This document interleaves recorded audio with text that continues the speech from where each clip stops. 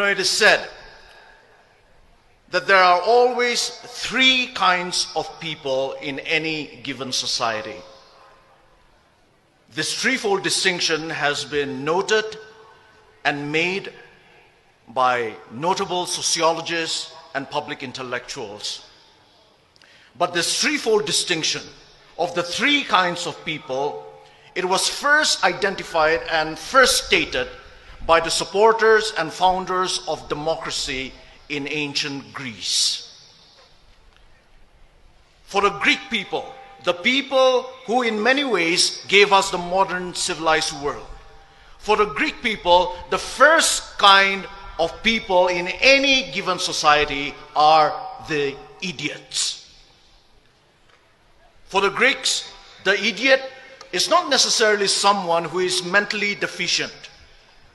Rather, for ancient Greek people, the idiot, they said, is someone who is a totally private person, a totally self-centered person, and a totally selfish person. They called him the idiot. The idiot, he is always out for his personal gain and his personal interests. He does not have a public philosophy. He has no knowledge, no skill, no character, and no virtues to be able to live and to be able to contribute in a flourishing society and community.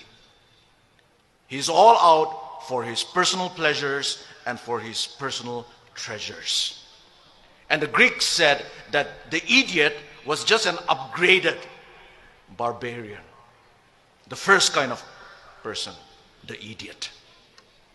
But the Greeks also said that there is a second kind of people in any given society. And the Greeks called these people the tribes people.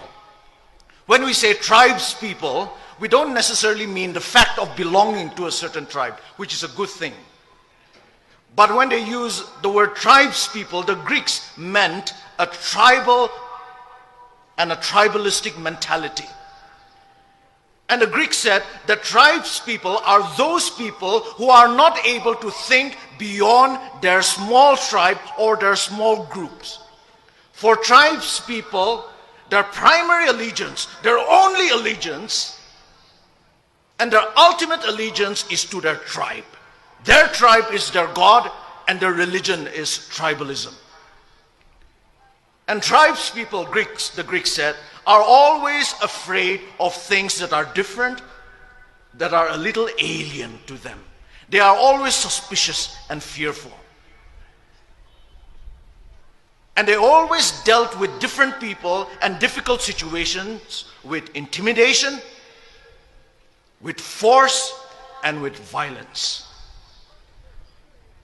And the Greeks also said that the ideal person for tribes people is the warrior, because tribes people are a war-making people. Their ideal is the warrior. But it was not so for the Greeks.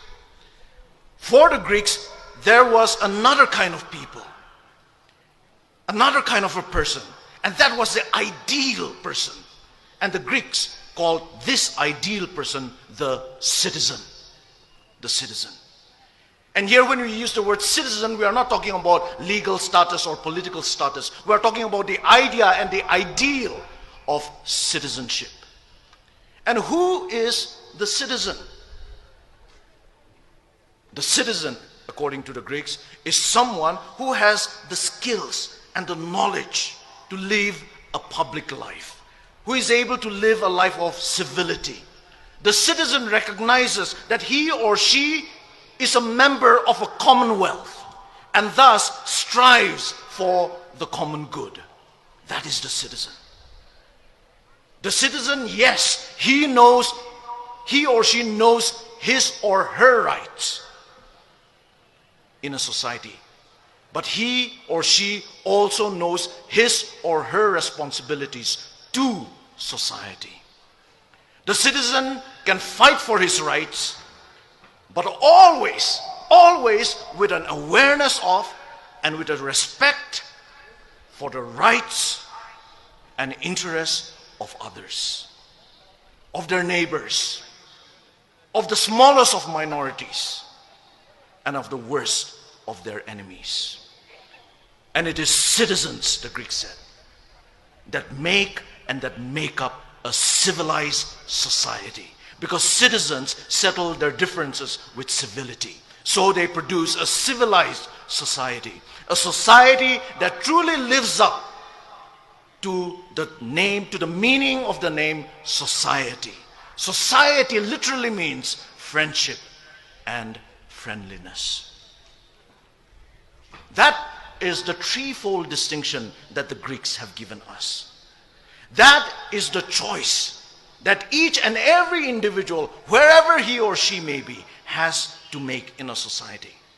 And I believe that that is the choice that starkly faces us Naga people today.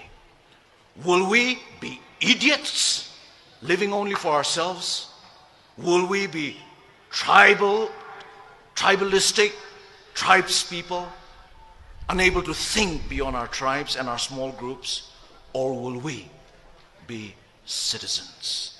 Citizens in the best sense of the word. Today, on this historic day, I believe I want to make my choice. And I also believe that you will want to make your choice. And I hope you and I will take that right choice. And it is with that hope that I want to finally address you, ladies and gentlemen, as my fellow Naga citizens. May God bless you, and may God bless our Naga people. Thank you. Thank you, Dr. Kevichusa.